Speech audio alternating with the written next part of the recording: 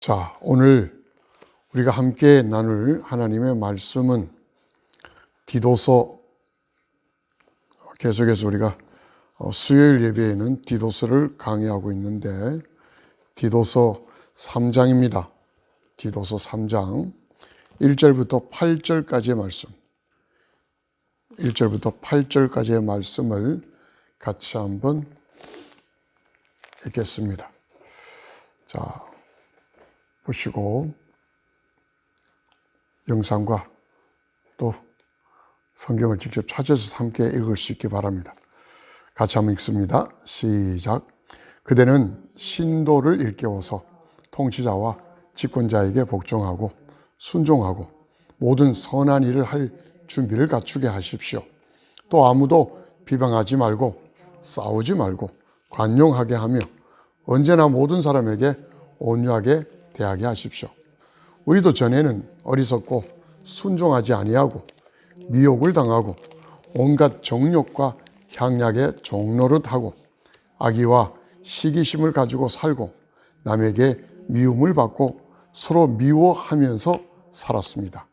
그러나 우리의 구주이신 하나님께서 그 인자하심과 사랑하심을 나타내셔서 우리를 구원하셨습니다. 그분이 그렇게 하신 것은 우리가 행한 의로운 일 때문이 아니라 그분의 자비하심을 따라 거듭나게 씻어주심과 성령으로 새롭게 해주심으로 말미암은 것입니다. 하나님께서는 이 성령을 우리의 구주이신 예수 그리스도로 말미암아 우리에게 풍성하게 부어주셨습니다. 그래서 우리는 그분의 은혜로 의롭게 되어서 영원한 생명의 소망을 따라 상속자가 되었습니다. 이 말은 참됩니다.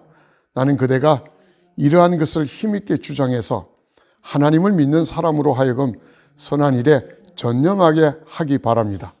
선한 일은 아름다우며 사람에게 유익합니다. 아멘. 오늘 수요 예배에 함께 하신 여러분 주의 이름으로 축복합니다.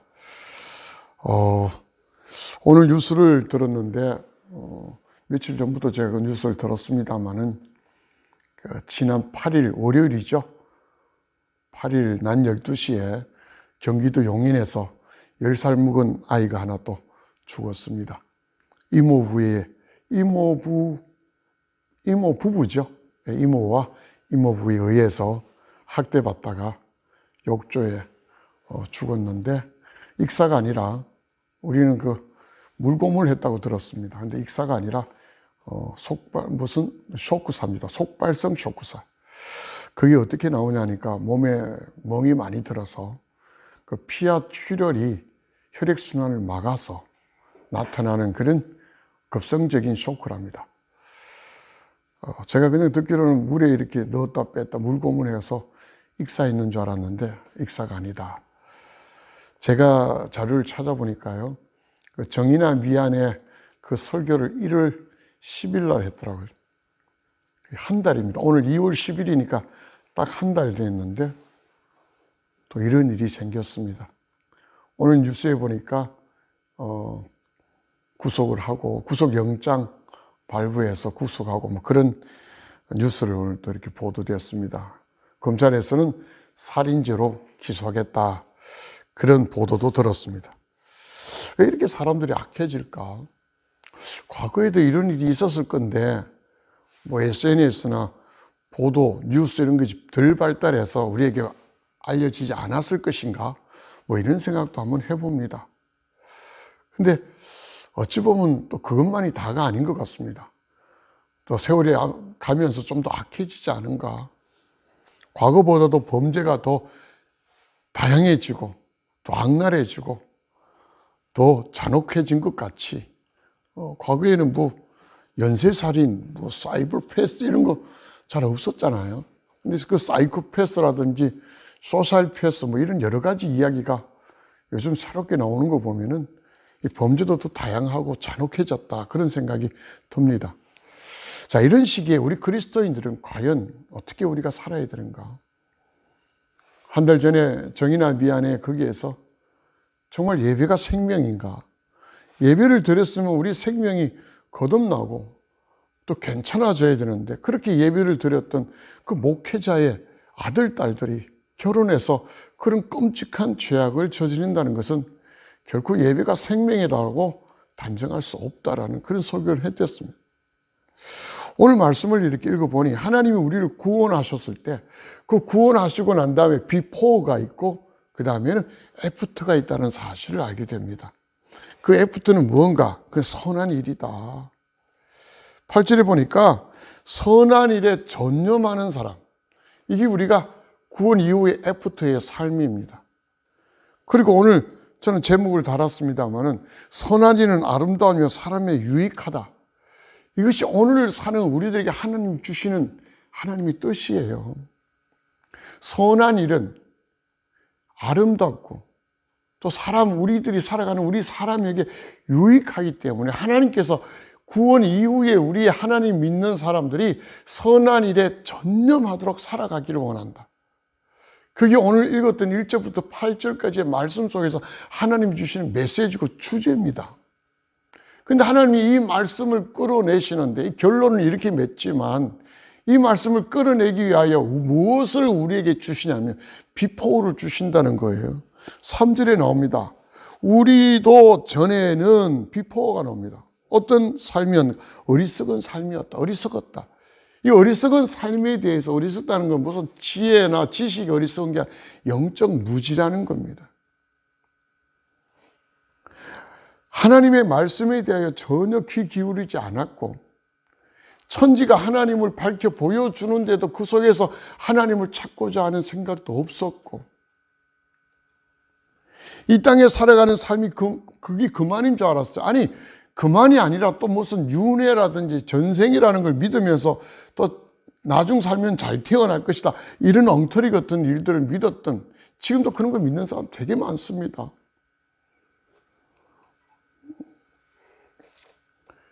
뉴 에이지 시대라 그랬어요. 요즘 드라마 보면 다 전생이라든지 또 후생이라든지 뭐 윤회라든지 이런 이야기 들어있는 그런 드라마가 굉장히 많아요. 다시 태어나서 뭐 과거의 기억을 갖추고 있다든지 뭐 이런 거. 이게 어리석다고 성경이 말하는 내용입니다. 두 번째는 순종하지 아니하고.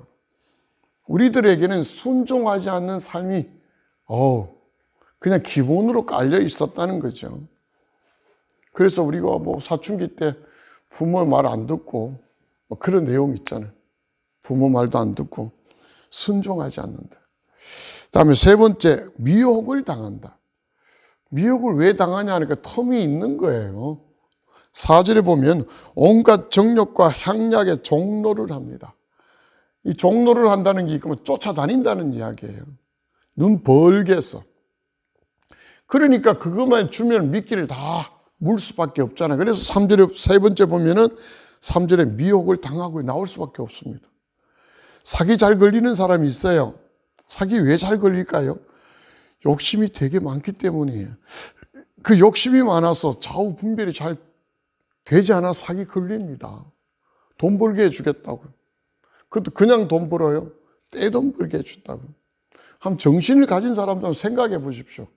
당신이 그렇게 떼돈 벌 수 있는 그런 찬스가 있으면 당신 벌어라.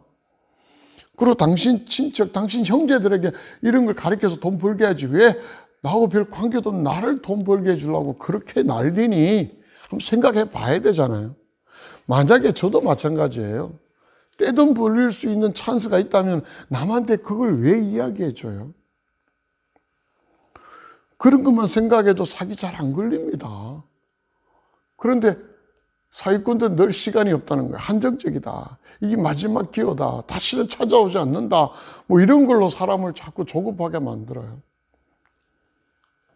악의와 시기심을 가지고 살고, 다섯 번째로 그렇게 말합니다. 악의와 시기심을 가지고 살고.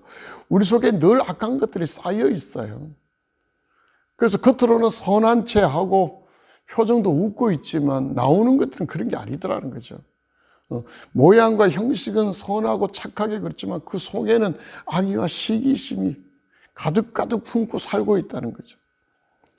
여섯 번째, 그래서 남에게 미움을 받고 또 남을 미워하고 서로 미워하며 살았다. 이 3절의 내용이 비포의 우리들의 삶입니다.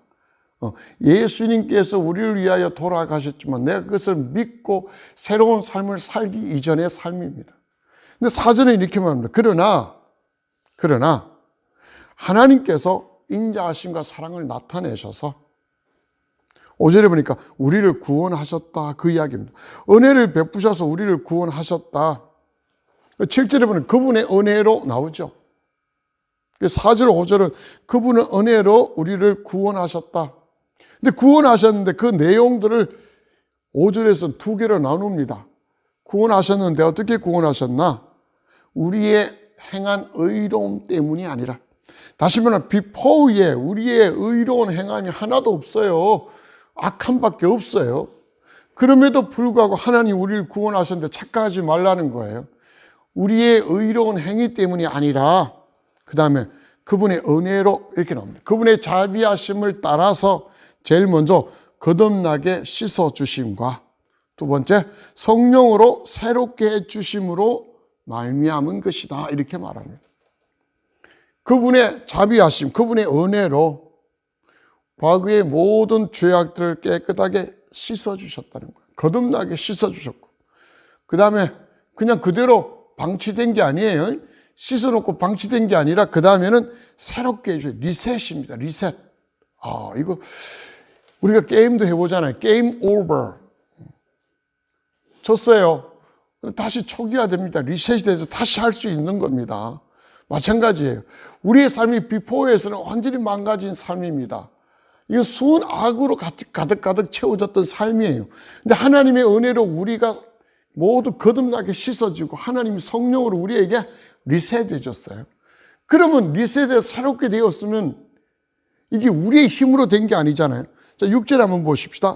하나님께서 성령을 우리에게 부어주셨답니다. 그리스도 때문에, 그리스도를 말미암아 또 그리스도를 통하여 우리에게 부어주셨는데, 째째하게 각박하게 주신 게 아니라 풍성하게 부어주셨다는 겁니다.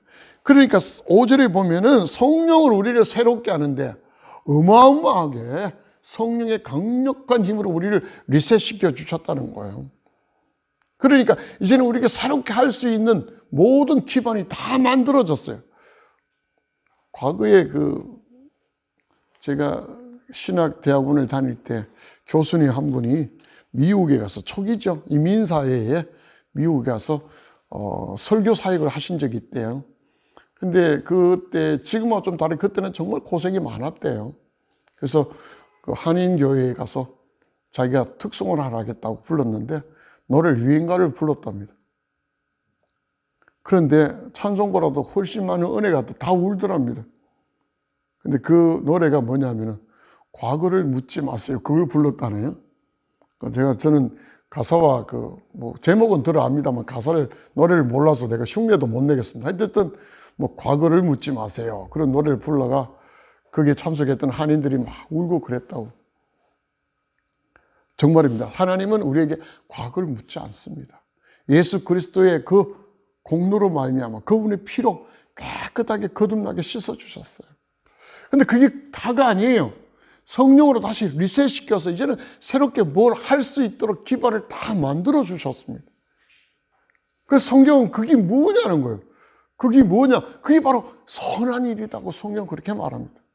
비포는 너희들이 악한 일만 계속했어. 근데 새롭게 리셋이 되고 이제는 너희들이 선한 일에 전념해야 돼. 그걸 우리에게 주시는 겁니다. 자, 그렇게 하면서 1절, 2절이 이렇게 나오는 거예요. 1절이 뭐예요? 신도를 일깨워서 이렇게 나옵니다. 과거에 보던 성경에서는 기억하게 해라 이런 표현을 쓰고, 영어 성경은 remind라는 단어를 씁니다. 깨닫게 하라는 이야기죠. 상기시켜라. 통치자와 집권자에게 복종하라는 걸 깨닫게 하라는 거예요. 복종하고, 그 다음에 순종하고 모든 선한 일을 할 준비를 갖추게 하여라. 성도들로 하여금 이렇게 하라는 거예요. 깨닫게 해서, 각성시켜서. 자, 1절에서 첫 번째 복종, 통치자와 집권자에게 복종하라는 이 단어가 요즘 굉장히 많이 또 이렇게 시대하고 맞물려 있죠. 요 부분에 대해서 로마서 13장에 사도 바울이 이 통치자들, 권세자들과의 관계 속에서 굉장히 자세하게 설명을 잘 해놨어요. 근데 이 디도서에서는 특별히 왜 이걸 언급했나 하면은 이 동네에 사는 이 그레데인인데, 이 그레데인은 로마의 어떤 그 행정에 대하여, 그들의 지배에 대하여 되게 소동과 폭동을 많이 일으켰어요. 그래서 그리스도인들 너희들은 그러지 말라는 거예요. 그것이 크리스찬으로서, 신자로서 살아가는데 도움이 하나도 안 된다. 왜냐하면 로마는요, 법치 국가였습니다. 독재지만 또 황제를 막 그렇게 모셨지만 법치 국가였어요. 공화정하고 황제정하고 서로 빗걸어가면서 굉장히 정치 체제가 막 심한데, 자기 자신도 바울은 로마 법위에서 로마 시민이다, 이 법에 호소하여 로마까지 가는 이런 어떤 그 법치적인 면을 이 사도 바울은 생각한 것 같아요. 그래서 엉뚱하게 법을 막 어겨서 하는 그런 일이 아니라면 복종을 해라, 이런 표현을 쓴 것 같습니다. 물론 여기에 대해서 주석서 보면은 하나님이 통치자들을 세우고 권세자들을 세우시는 하나님의 뜻이다, 그 예로서 바로를 이야기합니다. 그 이스라엘 백성이 유대인으로서 살면서, 히브리인으로 살면서 430년 동안 노예로 살았잖아요. 그때 그들이 나오려 할 때 방해한 것이 바로예요. 이집트 왕 바로. 그 바로의 방해 10가지 재앙을 받으면서 얼마나 방해했어요. 그리고 또 그 당시만 해도 유대인들이 얼마나 많은 희생과 참 곤욕을 치렀냐는 거예요. 남자아이들은 다 죽였고 여자아이들은 다 하녀로 부렸고, 그런 상황에 있는 바로도 하나님의 뜻으로 세웠다, 이런 표현을 많이 씁니다. 그래서 특히 하나님이 그 뜻하고 정면으로 충돌되지 않는 상황 속에서는 복종하라라고 이렇게 많이 주석학자들이 그렇게 주석을 답니다. 저도 그렇게 동의하고요. 하나님의 뜻하고 반대도 하나님을 부인하라든지, 일제시대의 그 집권 세력들, 그 다음에 공산주의가 이 땅에 잠시 장악했을 때 그들의 어떤 통치 이념, 하나님을 거부하는 이런 것은 따라서는 안 되죠. 그러나 적어도 종교의 자유를 포방하고 있는 상황 속에서 우리가 분명히 이런 부분 한번 생각해 봐야 된다. 요즘 코로나19로 인해 무슨 방역에 대해서 뭐 정치 방역이다, 그런 면이 없지 않아 있습니다. 그럼에도 불구하고 우리는 이런 부분에 대해서 좀 뭔가 다시 한번 생각해 봐야 되지 않는가. 왜냐하면요, 이 말씀을 깊이 숙고하면서 선한 일을 하는 일에 1절과 2절이에요. 준비 단계예요. 이거 없으면 선한 일을 전념할 수가 없어요. 1절, 2절이 나온 이유가 그거예요. 제가 거기에 따라서 말씀을 전하는 겁니다. 한번 정리해 볼 거예요. 하나님 우리에게 비포를 이야기했고요. 그 다음에 하나님의 은혜로 예수 그리스도를 통해서 우리가 구원받았다는 걸 분명히 이야기합니다. 그 구원은 내용을 살펴보니까 우리를 거듭나게 깨끗하게 씻어주실 뿐 아니라 다시 새롭게 뭔가 시작할 수 있는 성령의 은혜에 대해서 풍성하게 부어줬다고 이야기합니다. 그러면서 우리에게 선한 일에 전념하도록 하라, 이렇게 말합니다. 그런데 1절에 보면요, 재밌습니다. 권세자들, 이 세상을 잡고 있는 통치자와 집권자에게 복종하고, 순종하라는 단어는 1절에 연결되어 있는 통치자와 집권자에게 순종하고, 이건 아닙니다. 그러니까 통치자와 집권자에게는 복종하고, 순종은 어디에 정확하게 나와 있는지는 의미는 전달되지 않습니다. 그러나 이 순종은 뭘까요? 하나님의 말씀 아닐까요? 적어도 권세자에게 복종할 정도 되면 하나님 말씀 앞에 분명히 순종해야 되죠. 그걸 지금 이야기하는 거고요. 그 다음에 모든 선한 일을 할 준비를 갖추게 하라. 이거 대단하죠. 선한 일을 하라는 게 아니라 준비가 되어져야 됩니다. 그 준비가 뭐냐? 저는 2절이 그 준비라고 생각해요. 과거의 잔재를 전부 다 씻어내는 거. 하나님이 우리에게 은혜를 베푸셔서 거듭나게 씻었지만 7절에 보십시오. 그분의 은혜로 의롭게 되어서, 이 의롭게 되었다라는 표현을 신학적으로 칭의라 그럽니다. 우리가 의인이 된 게 아니라 의롭다가 칭함을 받은 거예요. 이해하셔야 됩니다.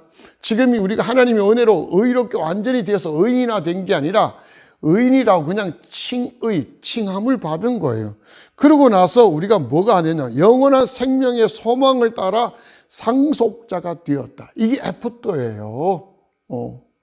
과거는 죄 가운데 악의로 살았던 게 비포라면 이제는 중간에 뭡니까? 하나님의 은혜가 있었고 그 다음에 상속자가 됩니다. 상속자. 그 상속자로 사는 사람의 삶의 모습은 뭐냐? 선한 일에 전념하는 사람. 이렇게 연결됩니다. 논리가 이해되죠? 그러면 선한 일에 전념하는 사람이 되려면 어떻게 해야 되느냐? 1절에 나와요. 준비해야 돼, 준비. 그 준비가 뭐냐? 집권자에게 복종하고 하나님 앞에 순종하며. 그다음 2절입니다. 비방하지 마라. 아무도 비방하지 말라. 야, 저는 이 아무도 비방하지 말라 이 말이요. 상당히 참 어마어마하다 그래요. 오늘 저 이모 부부 저 비방한 거 같잖아요. 근데 이것도 비방하지 말라 그럴까? 정인이를 죽였던 그 목회자 자녀의 그 부부들, 우리 엄청나게 욕했습니다. 근데 아무도 비방하지 말라. 이 아무도가 뭘까요? 예외 없이 모든 사람을 비방하지 말라 그럴까요? 아니면은 비방할 만한 사람은 비방하고 그리고 그렇지 않은 사람은 비방하지 말라 그럴까요? 우리 잣대로 보면 다 비방할 수밖에 없어요. 저는 여기에서 비방하지 말라는 의미가 우리의 삶을 새롭게 만드는 거예요. 싸우지 말며 다투지 말며라는 뜻인데 이건 싸우지 말며 우리는 해석을 그렇게 했습니다. 말로 하는 다툼뿐 아니라 행동으로 모든 싸움들 이건 말입니다. 우리 얼마나 잘 싸워요. 말싸움부터 시작해서 관용하게 하며, 관용이라는 단어가 조금 그 개념적으로 정의하기가 좀 어렵습니다만은 이 관용은 너그럽게 용서하는 마음이다 그렇게 하시면 돼요. 상대가 잘못했을 때 너그럽게 그 용서를 받아주는 것, 그런 마음이 관용입니다. 관대하게 용서하는 마음 이렇게 생각하면 됩니다. 모든 사람에게 온유하게 대하게 하라. 온유라는 단어가 하나님의 성품이죠. 예수님의 성품이 온유잖아요. 나는 마음이 온유하고 겸손하니 온유라는 단어를 여기 있습니다. 적어도 선한 일을 할 준비가 되려면은 1절, 2절이 우리에게 갖추어지지 않는다면 절대로 선한 일에 전념하지 못한다는 게 오늘 성경의 내용이에요. 충분히 이해되시죠? 이 말씀을 묵상할 때 뭐 그래요. 그런데 제가 1절, 2절에 보면서 묵상을 하다 보니까 저는 뭐 목사님들하고 이렇게 교단 목사님들하고 관계가 돼 있고 거기에 소속되어서 뭐 총회든 모임들 회의들 많이 가봅니다. 정말 부끄러워요. 아직도 비포예요. 저도 마찬가지예요. 아직도 비포예요. 비방하고요. 싸우고요. 여전히 아직 비포예요. 용서하지 못하고요. 온유요? 그럼 이건 어떻게 된 거예요? 분명히 하나님의 은혜로 우리에게 새롭게 과거를 씻어주시고 새롭게 선한 일을 도모할 수 있는 상속자의 지위까지 줬는데 이제 애프터가 나와야 되는데 애프터가 없어요. 이게 저와 우리들이 고민이 되어야 되지 않을까요? 비포가 되고 하나님의 은혜가 있는데 여전히 우리는 겉으로는 웃으면서 그렇다 하는데 우리의 삶을 보면 애프터가 없다니까요. 한 번씩 무슨 보면은 성형외과라든지 뭐 이런 병원에 가면 before, after 또는 헬스 클럽이라든지 그런 데 가면은 살찐 사람의 before, 그 다음에 몇 개월에서 이렇게 했습니다. after가 나와요. 분명히 나옵니다. 오늘 성경은 우리들에게 예수 믿기 전과 또 예수를 믿고 나서의 분명한 before, after가 나와 있습니다. 근데 이 말씀에 객관적으로 비추어서 보면은 많은 그리스도인들의 삶, 아니 많은이 아니라 대부분의 그리스도의 삶들에게 목회자부터 시작했어요. 애프터가 없어요. 그럼에도 목사고 장로고 집사고요. 교인이고 신도고요. 성도고요. 이거 우리 가슴을 쳐야 됩니다. 1000만 성도, 2000만 성도 이게 지금 이야기할 게 아니에요. 우리가 과연 성경에서 말하는 신도입니까? 아니다는 거예요. 그래서 우리의 삶이 믿는다 그러고 예배는 드리고 하지만 나타나는 삶의 열매가 없고요. 하나님이 우리에게 원하시는 선한 일은 아름답고 사람에게 유익한 우리의 삶의 모습이 전개가 되지 않습니다. 늘 그전이 비포에 하나님 은혜 갔다가 그냥 다시 비포로 갔다 은혜 갔다 계속 이렇게 새롭게 뭔가 해보지를 못해요. 리셋은 좋다는 거예요. 그래서 새롭게 나가지 못하고 과거로 돌아갔다 다시 씻어주시고. 그래서 히브리서에서 뭐라 그럽니까? 그 하나님 다시 예수님을 다시 못 박는 것과 똑같다는 이야기예요. 사랑하는 성도 여러분, 또 오늘 함께하는 모든 예배자 여러분, 이 말씀을 듣는 모든 시청자 여러분, 다시 한번 우리 하나님 앞에 마음을 열어야 됩니다. 내가 예수 믿고 교인이 됐고 내가 교회 직분을 가지고 목사가 됐고 그래서 예배를 드린다는 그걸 끝나는 게 아니에요. 오늘 성경에 말하는 내 삶이 선한 일을 할 준비도 갖추어주지 않은 내 삶을 우리 가슴을 쳐야 됩니다. 삶을 바꾸어야 돼요. 하나님 우리를 영원한 소망에 따라서 상속자로 세워주셨는데 상속받을 게 하나도 없습니다. 왜요? 하나님이 선한 일에 전념하는 우리의 삶 속에서 모든 것이 전개되어야 되는데 우리 앞으로 미래가 없다는 이야기예요. 그럼에도 불구하고 우리는 구원을 이야기하고 소망을 이야기하고 하나님 나라의 상급을 이야기하고 이건 그냥 혼자 망상이에요. 망상. 신앙의 망상이 이겁니다. 신천지만 망상하는 거 아닙니다. 그들이 뭐 영생을 주고 이번에 보니까 또 영생교회에서 하는 보습단체에서 또 확진자가 나왔더라고요. 성리재단. 영생교 망상입니다. 조희성 씨가 살아있을 때는 뭐 명왕성까지 다녀왔다네요. 그리고 불러내서 너 충성했으니까 나중에 별 하나 주겠다고. 그 망상입니다. 망상. 그런데 그들만 망상하는 게 아니라 오늘날 우리 그리스도인, 제대로 정통 그리스도인도 다 망상 속에 살아간다는 거예요. 이게 바뀌어지지 않는다면, 애프터가 나타나지 않는다면, 여전히 비포 속에 살고 있다면 우리도 신앙의 망상 속에 살고 있다. 예배는 드리지만 망상 속에 드리는 예배입니다. 말씀을 정리합니다. 사랑하는 성도 여러분, 제가 비난하려 의도는 저도 없습니다. 저도 여기에 포함되어 있습니다. 말씀을 준비하면서 가슴을 많이 칩니다. 아, 내 삶도 비포밖에 없구나. 애프터가 없구나. 하나님의 은혜를 그렇게 이야기하고 노래하고 찬양하고 전거하고 외치면서도 내 삶은 여전히 애프터가 부족하구나. 선한 일뿐 아니라 선한 일 할 준비조차도 만들어주지 못했다. 다투려 하고 싸우려 하고 관용하지 못하고 온유하지 못한 내 삶을 우리 주님 앞에 회개합니다. 부끄러워해야 합니다. 오늘 이 말씀 저와 여러분이 정말 그냥 스쳐 사라져버리는 소리가 아니라 하나님이 우리에게 약속하신 권세와 능력이 되어서 오늘 말씀에 붙들려 우리의 삶이 신앙으로 애프터가 아름답게 전개되어질 수 있는 주님이 원하시는 선한 일은 아름다우며 사람에게 유익한 그런 멋진 신앙인들로 다시 한번 우리가 세워줄 수 있기를 주님의 이름으로 축복합니다. 아멘. 기도하겠습니다. 오 살아계신 하나님 감사합니다. 귀한 말씀을 저희들에게 주셨는데 왜 우리는 이 말씀들을 그렇게 허술하게 받아들였는지요. 오 아버지, 우리의 삶이 주님이 은혜 베푸신 삶에 그 이후에 하나님 원하시는 상속자로서의 선한 일에 대한 삶이 하나도 없음을 주께 고백합니다.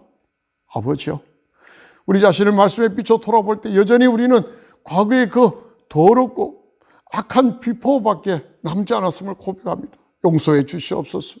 이제 이 말씀이 능력과 권세로 우리를 붙들어 주셔서 이제 하나님 앞에 주님의 그 은혜를 욕되게 하는 것이 아니라 성령이 우리를 리셋시키고 새롭게 하시며 은혜를 받아서 이제 주님 원하시는 새로운 일을 할 수 있는 선한 일을 할 수 있는 준비를 갖추게 하시고 또 선한 일에 전념하는 아름다우며 사람에게 유익한 신도로 살아갈 수 있도록 도우시고 인도하여 주시옵소서.